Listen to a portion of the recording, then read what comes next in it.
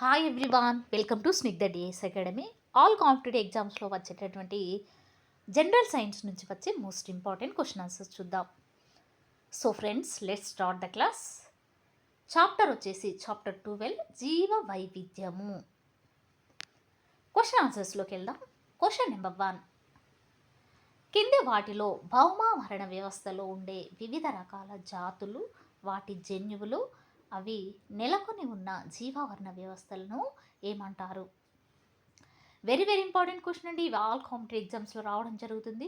అయితే జీవ వైవిధ్యం అనేది చాలా చాలా ఇంపార్టెంట్ చాప్టర్ అండి.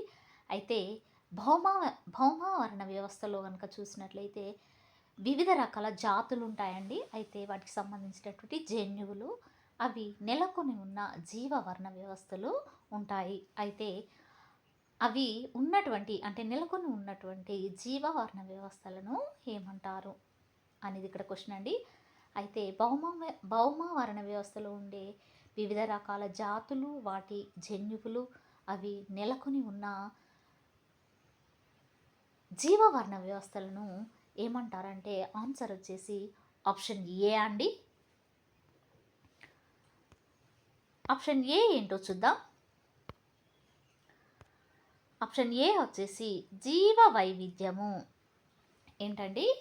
జీవ వైవిధ్యము అంటే భౌమావరణ వ్యవస్థలో ఉండేటటువంటి వివిధ రకాల జాతులు, వాటి జన్యువులు, అవి నెలకొని ఉన్న జీవవర్ణ వ్యవస్థలను జీవ వైవిధ్యము అంటారు. ఇది వెరీ వెరీ ఇంపార్టెంట్ క్వశ్చన్ అండి.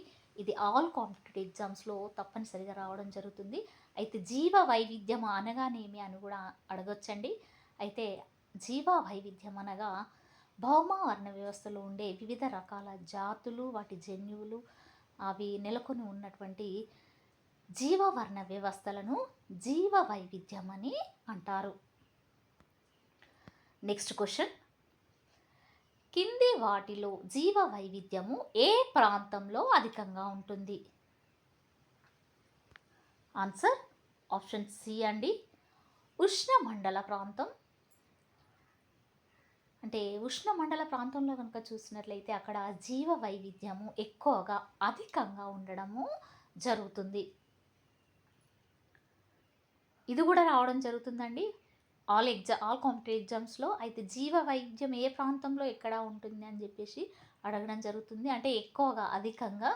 అయితే ఉష్ణమండల ప్రాంతాలలో జీవ వైవిధ్యం అనేది ఎక్కువగా అధికంగా ఉంటుంది. నెక్స్ట్ క్వశ్చన్, కింది ఏ అరణ్యాలలో జీవ వైవిధ్యము అధికంగా ఉంటుంది? అంటే ఇక్కడ అరణ్యాలు ఇవ్వడమైందండి క్వశ్చన్.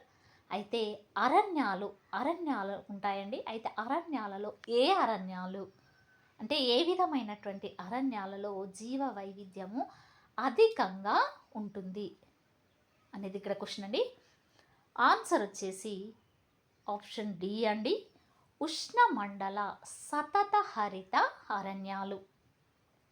ఎక్కడండి?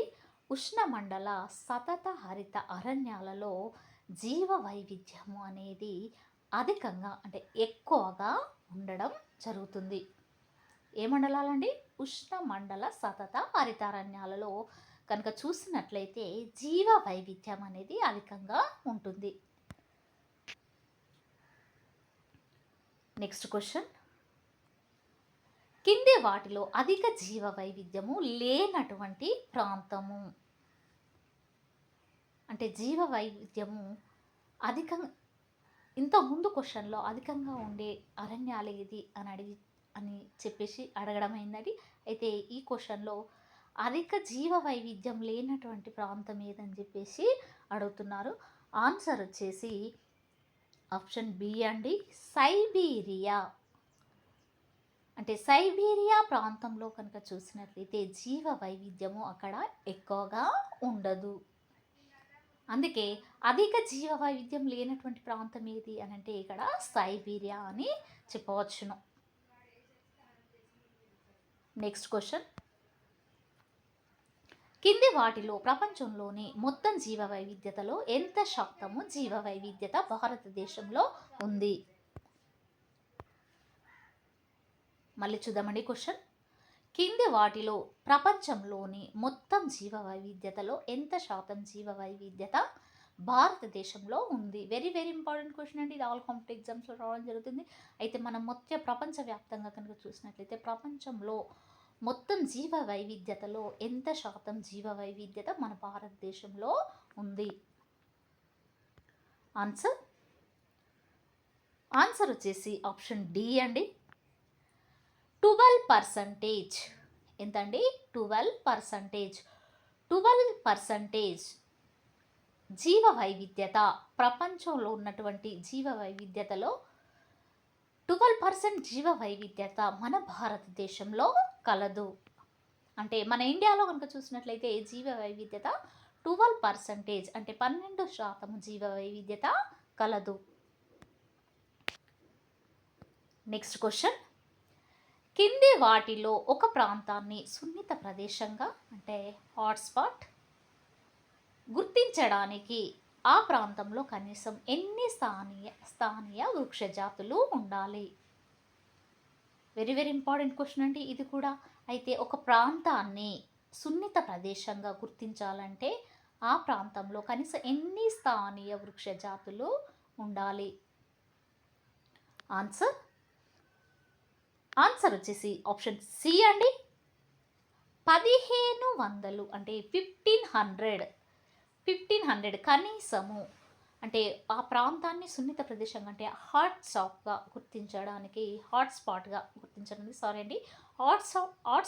గుర్తించడానికి ఆ ప్రాంతంలో కనీసము 1500, అంటే 1500 స్థానియ వృక్ష జాతులు ఉండాలి.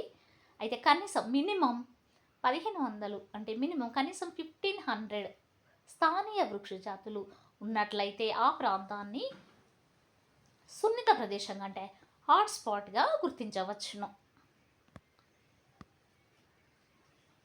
Next question. కింది వాటిలో స్థానియ జాతులను అధికంగా కలిగి ఉండి మానవుని ప్రమేయం వల్ల సంఘర్షణకు గురయ్యి గణనీయమైన మార్పులకు లోనైన ప్రాంతాలను ఏమంటారు? వెరీ వెరీ ఇంపార్టెంట్ క్వశ్చన్ అండి ఇది కూడా. చాలా వెరీ వెరీ ఇంపార్టెంట్ క్వశ్చన్. ఇది కూడా ఆల్ కాంపిటేటివ్ ఎగ్జామ్స్లో రావడం జరుగుతుంది. అయితే స్థానియ జాతులను అధికంగా కలిగి ఉండి మానవ ప్రమేయం వల్ల సంఘర్షణకు గురై గణనీయమైన మార్పులకు లోనైన ప్రాంతాలను ఏమంటారు? ఆన్సర్ ఆప్షన్ ఏ అండి. Biodiversity hotspot. ఏమంటారండి? బయోడైవర్సిటీ హాట్స్పాట్ అని అంటారు. అయితే ఇది బయోడైవర్సిటీ హాట్స్పాట్ అని ఏ ప్రాంతాలను అంటారని చెప్పేసి క్వశ్చన్ అడగడం జరుగుతుంది. ఆ విధంగా కూడా అయితే స్థానియ జాతులను అధికంగా కలిగి ఉండి మానవుని ప్రమేయం వల్ల సంఘర్షణకు గురయ్యి గణనీయమైన మార్పులకు లోనైనటువంటి ప్రాంతాలను బయోడైవర్సిటీ హాట్స్పాట్ అని అంటారు. Next question.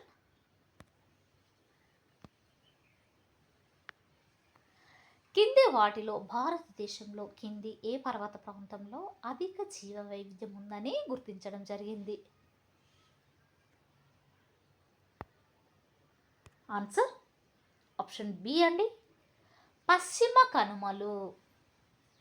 అంటే ఇక్కడ భారతదేశంలో మన ఇండియాలో కనుక చూసినట్లయితే ఏ పర్వత ప్రాంతంలో అధిక జీవ వైవిధ్యం ఉందని గుర్తించడం జరిగిందంటే ఇక్కడ పర్వత ప్రాంతాలు అని అడగడమైందండి. పర్వత ప్రాంతం అని అడగడమైంది ఇక్కడ.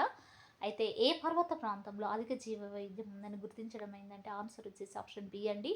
పశ్చిమ కనుమలు. అంటే పశ్చిమ కనుమల పర్వత ప్రాంతంలో కనుక చూసినట్లయితే అధిక జీవ వైవిధ్యం ఉందని గుర్తించడం అయింది. పశ్చిమ కనుమలు అంటే ఇక్కడ తూర్పు కనుమలు పశ్చిమ కనుమలు ఉంటాయి కదండి. అయితే పశ్చిమ కనుమలు ఉన్నటువంటి ప్రాంతంలో పశ్చిమ కనుమలు ఉన్నటువంటి పర్వత ప్రాంతంలో కనుక చూసినట్లయితే అధిక జీవ వైవిధ్యం ఉందని గుర్తించడం అయింది. నెక్స్ట్ క్వశ్చన్ చూసినట్లయితే కింది వాటిలో ప్రపంచంలోని మొత్తం వృక్ష జీవ వైవిధ్యంలో భారతదేశంలో ఎంత శాతం వృక్ష జాతులు ఉన్నాయి? వెరీ వెరీ ఇంపార్టెంట్ క్వశ్చన్ అండి. ఇది కూడా ఆల్ కాంపిటేటివ్ ఎగ్జామ్స్లో రావడం జరుగుతుంది. అయితే మన ఇండియా లెవెల్లో కనుక చూసినట్లయితే మన ప్రపంచం మొత్తంలో ఇండియా అంటే ప్రపంచంలోని మొత్తం వృక్ష జీవ వైవిధ్యంలో మన ఇండియాలో ఎంత శాతం వృక్ష జాతులు ఉన్నాయి అంటే వరల్డ్ పరంగా చూసినట్లయితే మొత్తం వృక్ష జీవ వైవిధ్యంలో కనుక వరల్డ్ మొత్తంలో వృక్ష జీవ వైవిధ్యంలో కనుక చూసినట్లయితే మన ఇండియాలో అంటే మన భారతదేశంలో ఎంత శాతం వృక్ష జాతులు ఉన్నాయి అంటే ఇక్కడ వృక్ష జీవ వైవిధ్యం అండి. అయితే మొత్తం వృక్ష జీవ వైవిధ్యం ఇక్కడ అయితే మొత్తం వృక్ష జీవ వైవిధ్యంలో కనుక చూసినట్లయితే భారతదేశంలో ఎంత శాతం వృక్ష జాతులు ఉన్నాయి? ఎంత శాతం అండి? ఆన్సర్ వచ్చేసి ఆప్షన్ డి అండి.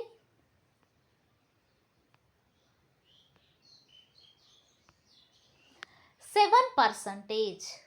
ఎంత అండి? 7% వృక్ష జాతులు కలవు. అంటే మన ప్రపంచవ్యాప్తంలో ఉన్నటువంటి ప్రపంచంలోని మొత్తం వృక్ష జీవ వైవిధ్యంలో ఏ వైవిధ్యం అండి? వృక్ష జీవ వైవిధ్యంలో కనుక చూసినట్లయితే ప్రపంచంలోని మొత్తం వృక్ష జీవ వైవిధ్యంలో కనుక చూసినట్లయితే మన భారతదేశంలో ఎంత శాతం వృక్ష జాతులు ఏంటండి? అవి వృక్ష జాతులు ఉన్నాయి. ఆన్సర్ వచ్చేసి ఆప్షన్ డి అండి. 7%. అంటే 7%. అంటే మన ఇండియాలో 7% అంటే వృక్ష జాతులు కలవు. అంటే ప్రపంచంలోని మొత్తం వృక్ష జీవ వైవిధ్యంలో మన భారతదేశంలో 7% వృక్ష జాతులు ఉన్నాయి. సో ఫ్రెండ్స్, ఇది ఈ రోజుకు సంబంధించినటువంటి క్లాస్. మీకు నచ్చినట్లయితే లైక్ చేయండి, షేర్ చేయండి, సబ్స్క్రైబ్ చేయండి. Thank you very much.